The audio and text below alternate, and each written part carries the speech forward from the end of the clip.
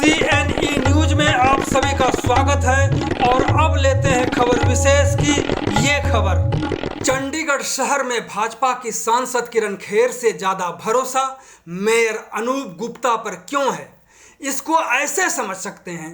बीते कल यानी 23 जून को PhD chamber of commerce building में शहर के व्यापारियों, उद्योगपतियों और विभिन्न सामाजिक संगठनों के सैकड़ों लोगों की एक बैठक आयोजित हुई, जिसमें सभी ने एकजुट होकर प्रशासन के खिलाफ मोर्चा खोलने का ऐलान कर दिया। हालांकि निशाने पर भाजपा भी थी। इस दौरान भाजपा नेता और शहर के मेयर अनूप गुप्ता बतौर मुख्य अतिथि मौजूद थे, तो उनसे हमने पूछा कि यह सब क्या चल रहा है, तो उन्होंने बताया।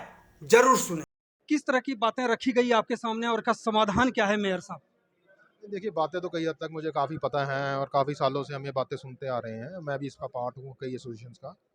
लेकिन प्रमुखता से जो आज विषय लेने वाले थे वो 2-3 ही रखे गए हैं, जो आज की डेट में पिछले 6 महीने से शहर में चलते आ रहे थे, जैसे कि EV policy, share wise registry.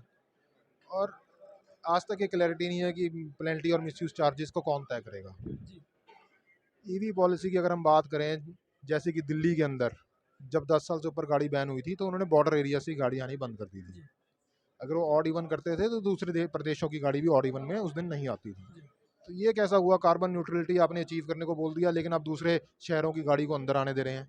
तो हमने यही कहा है कि आप पॉलिसी को रिव्यू करिए। अगर आपने रिव्यू नहीं करी तो हम बॉर्डर एरिया से दूसरे शहरों की गाड़ी को नहीं आने देंगे, ईवी पॉलिसी, दो नॉन ईवी गाड़ियों को।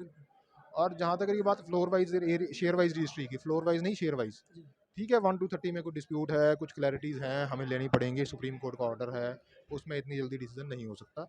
लेकिन अबव 31 सेक्टर हमें लोगों को राहत देकर हमें वहाँ पे ये ऑर्डर को नहीं लागू करना चाहिए। और तीसरा विषय है कि जैसा कि अभी आपको भी मालूम है कि MHA में इन्होंने मिसयूज़ एंड पेनल्टी चार्जेस लगाने के लिए भेजा है। तो मिसयूज़ एंड पेनल्टी चार्जेस एक FD की नोटिफिकेशन 2017 की है। तो मेरे को आज बताया जाए किस पे बिलीव करें हम, 2017 की FD की नोटिफिकेशन पे कि जो MHA में गई है। अगर MHA में भेजना ही पास करना था तो 2017 की नोटिफिकेशन से आज तक सब पे कैलकुलेशन क्यों हो रही है? इस चीज़ की क्लैरिटी ऑफिसर दें। आज उन्होंने ही भेजी अपने आप MHA में। अभी जैसे हमने देखा कि कुछ लोग कह रहे थे कि प्रशासन सुनता नहीं है। 9 साल हो गए बीजेपी की सरकार है केंद्र में भी, और बीजेपी के मेयर भी यहाँ पे हैं, और बीजेपी का प्रशासन भी है। ऐसे में आखिरकार ये कहने की ज़रूरत क्यों पड़ रही है, या क्या समस्या है उनकी जो प्रशासन सुनता ही नहीं और हम उस पर दबाव नहीं बना पाते हैं, जबकि MP भी आपकी है? ऐसा नहीं है प्रशासन सुनता नहीं है, हमने कहा फॉर्म बहुत जारी होती है, प्रशासन बाकी प्रॉब्लम के ऊपर समाधान कर रहा है।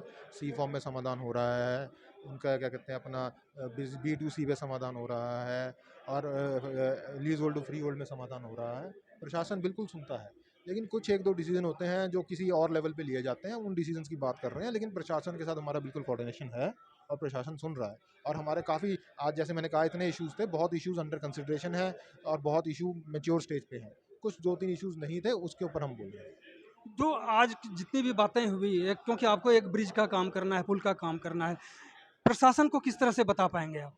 नहीं, बिल्कुल हम प्रशासन को लोगों की ग्राउंड लेवल की समस्या बताएंगे और उनको बताएंगे कि ये समस्याओं का क्या इफेक्ट ग्राउंड लेवल पे आ रहा है। अगर वो उसमें क्या डिसीजन लेते हैं, फिर उसके बाद हम अपना नेक्स्ट प्लान ऑफ एक्शन बताएंगे। बहुत बहुत धन्यवाद। CNE न्यूज के साथ बने रहने के लिए आप सभी का बहुत बहुत धन्यवाद।